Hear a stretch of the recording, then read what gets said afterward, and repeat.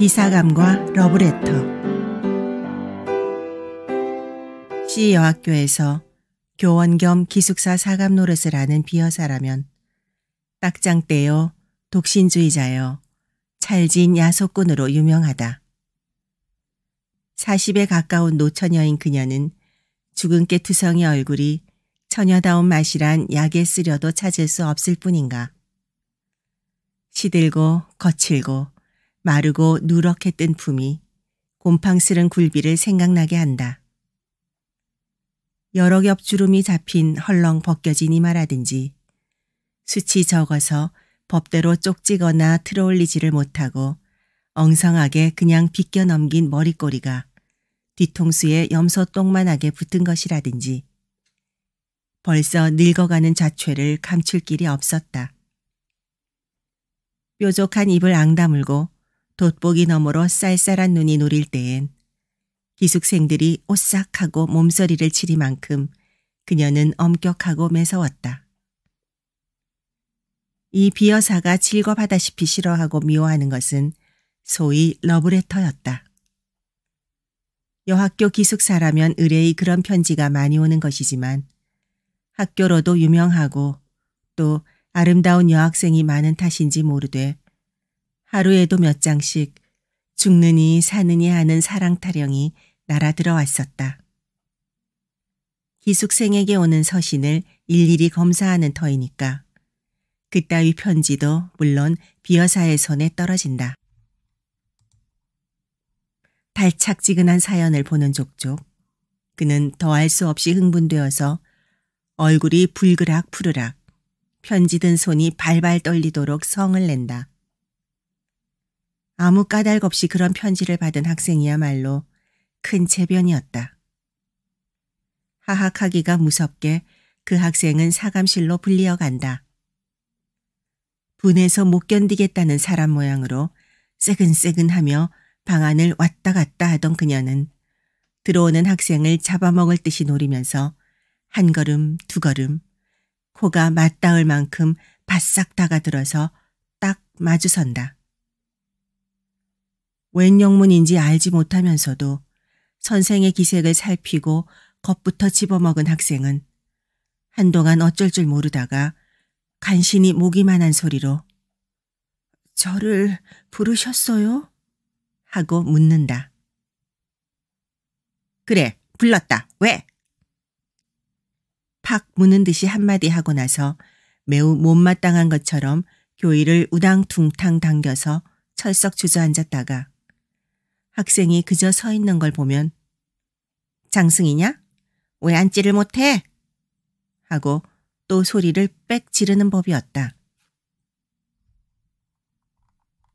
스승과 제자는 조그마한 책상 하나를 세에 두고 마주 앉는다. 앉은 뒤에도 네 죄상을 네가 알지?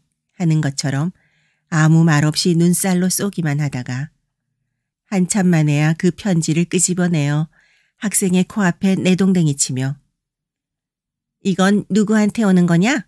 하고 문초를 시작한다. 앞장에 제 이름이 쓰였는지라 저한테 온 것이에요 하고 대답하지 않을 수 없다. 그러면 발신인이 누구인 것을 재쳐 묻는다. 그런 편지의 항용으로 발신인의 성명이 똑똑지 않기 때문에 주저주저 하다가 자세히 알 수 없다고 내대일 양이면 너한테 오는 것을 네가 모른단 말이냐? 고 불호령을 내린 뒤에 또 사연을 읽어보라 하여 무심한 학생이 나직나직 하나마 꿀같은 구절을 입술에 올리면 비여사의 역정은 더욱 심해져서 어느 놈의 소행인 것을 기어이 알려 한다.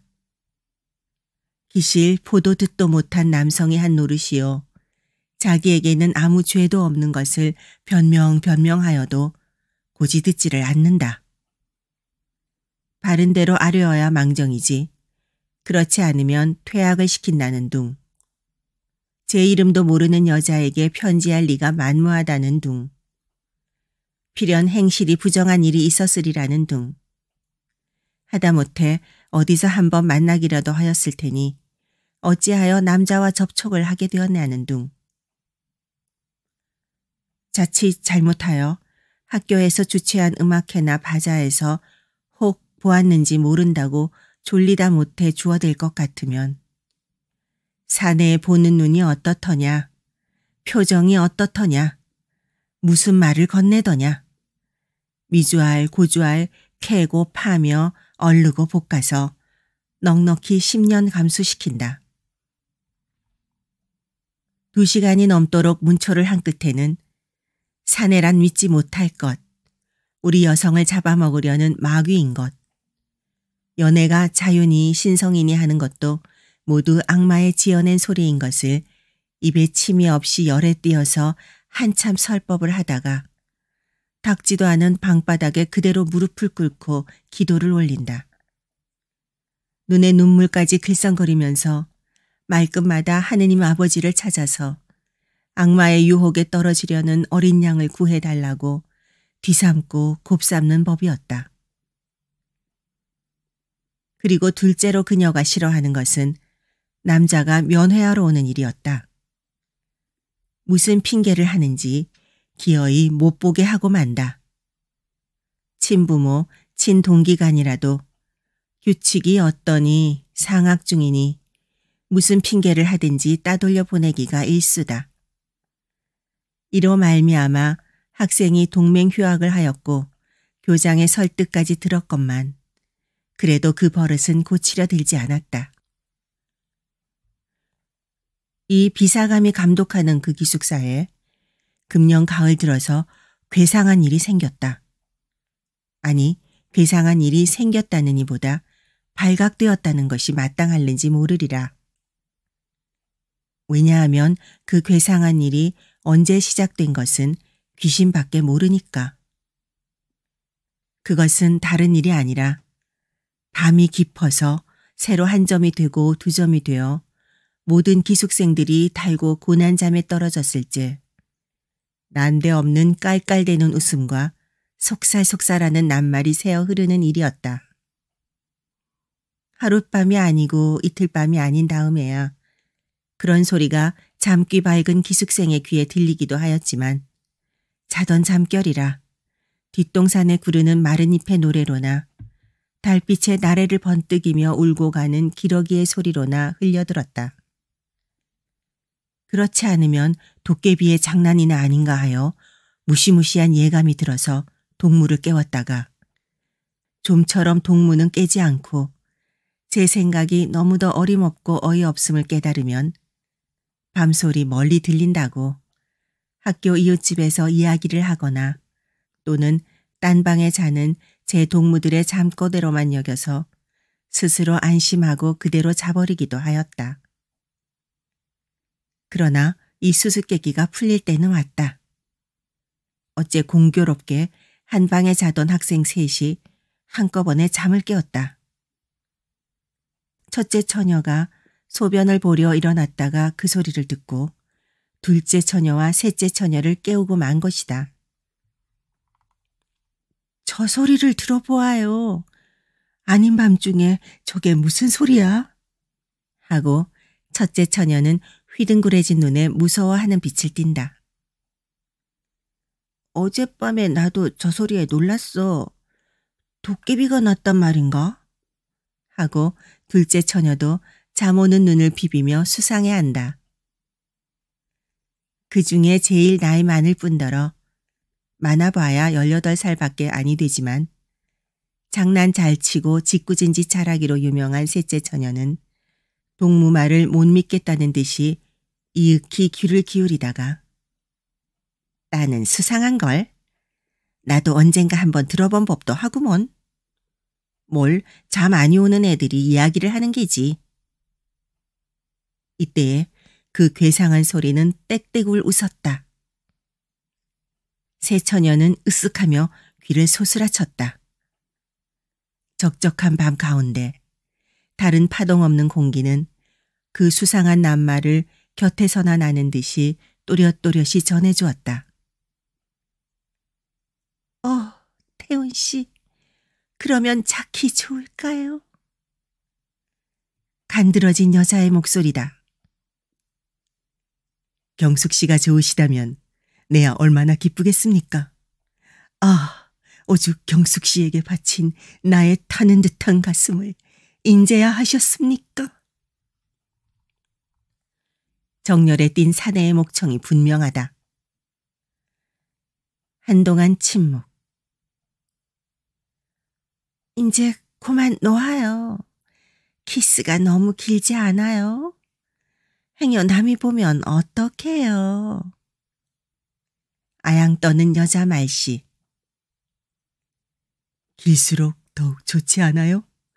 나는 내 목숨이 끊어질 때까지 키스를 하여도 길다고는 못하겠습니다. 사내에 피를 뿜은 듯한 이 말끝은 계집의 자지러진 웃음으로 묻혀버렸다. 그것은 묻지 않아도 사랑에 겨운 남녀의 흐물어진 수작이다. 간검이 지독한 이 기숙사에 이런 일이 생길 줄이야. 세 처녀는 얼굴을 마주보았다. 그들의 얼굴은 놀랍고 무서운 빛이 없지 않았으되 점점 호기심에 번쩍이기 시작하였다. 그들의 머릿속에는 한결같이 로맨틱한 생각이 떠올랐다. 이 안에 있는 여자 애인을 보려고 학교 근처를 뒤돌고 곰돌던 사내 애인이 타는 듯한 가슴을 걷잡다 못하여 밤이 이슥하기를 기다려 담을 뛰어넘은지 모르리라. 모든 불이 다 꺼지고 오직 밝은 달빛이 은가루처럼 서린 창문이 소리 없이 열리며 여자 애인이 흰 수건을 흔들어 사내 애인을 불렀는지도 모르리라. 활동사진에 보는 것처럼 기나긴 피륙을 나뉘어서 하나는 위에서 당기고 하나는 밑에 매달려 디롱디롱 하면서 올라가는 전경이 있었는지 모르리라. 그래서 두 애인은 만나가지고 저와 같이 사랑의 속살거림에 잦아졌는지 모르리라. 꿈결 같은 감정이 안개 모양으로 흐릿하게, 무지개 모양으로 부시게 세 처녀의 몸과 마음을 휩싸돌았다. 그들의 뺨은 후끈후끈 달았다. 괴상한 소리는 또 일어났다. 난 싫어요. 난 싫어요. 당신 같은 사내는 난 싫어요. 이번에는 매몰스럽게 내어대는 모양. 나의 천사, 나의 하늘, 나의 여왕, 나의 목숨, 나의 사랑, 나를 살려주어요. 나를 구해주어요.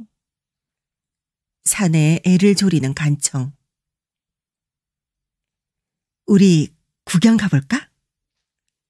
짓궂은 셋째 처녀는 몸을 일으키며 이런 제의를 하였다. 다른 처녀들도 그 말에 찬성한다는 듯이 따라 일어섰으되 의아와 호기심이 뒤섞인 얼굴을 서로 교환하면서 얼마쯤 망설이다가 마침내 가만히 문을 열고 나왔다. 쌀벌레 같은 그들의 발가락은 가장 조심성 많게 소리나는 곳을 향해서 곰실곰실 기어간다. 컴컴한 복도에 자다가 일어난 세 처녀의 흰 모양은 그림자처럼 소리 없이 움직였다. 소리 나는 방을 어렵지 않게 찾을 수 있었다. 찾고는 나무로 깎아 세운 듯이 주춤 걸음을 멈출 만큼 그들은 놀래었다. 그런 소리에 출처야말로 자기네 방에서 몇 걸음 안 되는 사감실일 줄이야. 그렇듯이 사내라면 못 믿어 하고 침이라도 뱉을 듯 하던 비여사의 방일 줄이야. 그 방에선 여전히 사내의 비대 발괄하는 푸념이 되풀이하고 있다. 나의 천사, 나의 하늘, 나의 여왕, 나의 목숨, 나의 사랑, 나의 애를 말려 죽일 테요. 나의 가슴을 뜯어 죽이실 테요. 내 생명을 맡으신 당신의 입술로. 셋째 처녀는 대담스럽게 그 방문을 빠끔히 열었다. 그 틈으로 여섯 눈이 방 안을 향해 쏘았다. 이 어쩐 기괴한 광경이냐.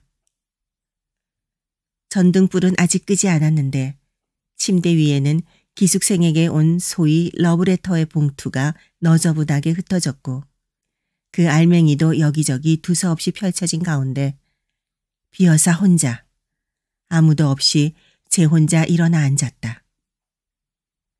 누구를 끌어당길 듯이 두 팔을 벌리고 안경 벗은 근시 안으로 잔뜩 한 곳을 노리며 그 굴비쪽 같은 얼굴에 말할 수 없이 애원하는 표정을 짓고는 키스를 기다리는 것 같이 입을 쫑긋이 내민 채 사내의 목청을 내어가면서 이전 말을 중얼거린다. 그러다가 그 넋두리가 끝날 겨를도 없이 급작스레 앵돌아지는 신용을 내며 누구를 뿌리치는 듯이 손짓을 하며 이번에는 톡톡 쏘는 계집의 음성을 지어 난 싫어요. 당신 같은 사내는 난 싫어요. 하다가 제 풀에 자지러지게 웃는다. 그러더니 문득 편지 한 장을 물론 기숙생에게 온 러브레터의 하나 집어들어 얼굴에 문지르며 정말이에요. 나를 그렇게 사랑하셔요. 당신의 목숨같이 나를 사랑하셔요. 이 나를 하고 몸을 추스르는데 그 음성은 분명히 울음의 가락을 띄었다. 에그머니, 저게 웬일이야? 첫째 처녀가 소곤거렸다. 아마 미쳤나 보아. 밤중에 혼자 일어나서 왜 저러고 있을꼬? 둘째 처녀가 맞방망이를 친다. 에그 불쌍해 하고 셋째 처녀는 손으로 보인 때 모르는 눈물을 씻었다.